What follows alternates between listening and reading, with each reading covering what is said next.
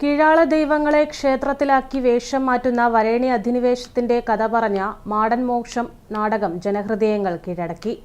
ജീവകലാകേന്ദ്രം, പുസക, mass arts society എന്നിവരുടെ സംയുക്താഭിമുഖ്യത്തിൽ തളിപ്പറമ്പ് ചിന്മയ വിദ്യാലയാങ്കണത്തിലാണ് നാടകം അരങ്ങേറിയത്.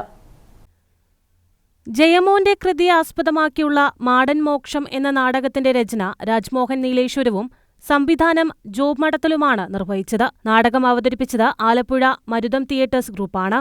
ജയമോഹന്റെ മാടൻ മോക്ഷം എന്ന നോവലിനെ രാജ്മോഹൻ നീലേശ്വരം കുട്ടനാടിന്റെ പശ്ചാത്തലത്തിലേക്ക് സന്നിവേശിപ്പിക്കുകയായിരുന്നു. ആസ്വാദനത്തിന്റെ പുത്തൻ അനുഭവം സമ്മാനിച്ച നാടകം ജനഹൃദയങ്ങൾ കീഴടക്കി.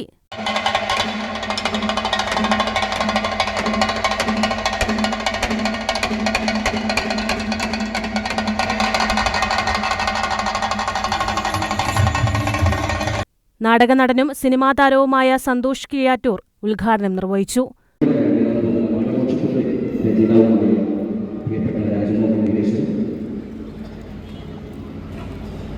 ശിവൻ അയോധ്യ മലയാള നാടകവേദിയിൽ ഏറ്റവും സീനിയറായിട്ടുള്ള ഒരു നടനാണ്.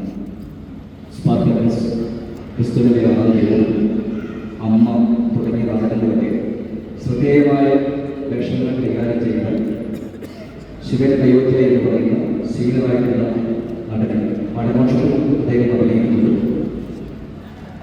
ഇത്തരത്തിലെ കേരള സംഗീത നാടക അക്കാദമിയുടെ ഗുരുപൂജ അവാർഡ് ലഭിക്കുകയും മാടൻ മോക്ഷം നാടകത്തിലെ അഭിനേതാവും കേരള സംഗീത നാടക അക്കാദമി ഗുരുപൂജ അവാർഡ് ജേതാവുമായ ശിവൻ അയോധ്യയെ ചടങ്ങിൽ ആദരിച്ചു. പൗരോഹിത്യത്തിന്റെ ഹുങ്കിനെ ചോദ്യം ചെയ്ത് വിവാദമായ കക്കുകളിയെയും സ്കൂൾ കലോത്സവ വേദിയിൽ ചൂരൽമലയിലെ വെള്ളാർമല സ്കൂളിന്റെ കഥ പറഞ്ഞ വെള്ളപ്പൊക്കത്തിൽ എന്ന നാടകവുമെല്ലാം അരങ്ങിലെത്തിച്ച സംവിധായകനാണ് ജോബ് മടത്തിൽ.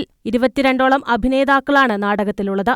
രാജഗോപാലാണ് നാടകത്തിന്റെ സംഗീതം നിർവഹിച്ചത്. രജിത മധു അധ്യക്ഷത വഹിച്ചു. നാടകം കാണാൻ നിരവധി പേരാണ് എത്തിച്ചേർന്നത്. News bureau, Taliparamba.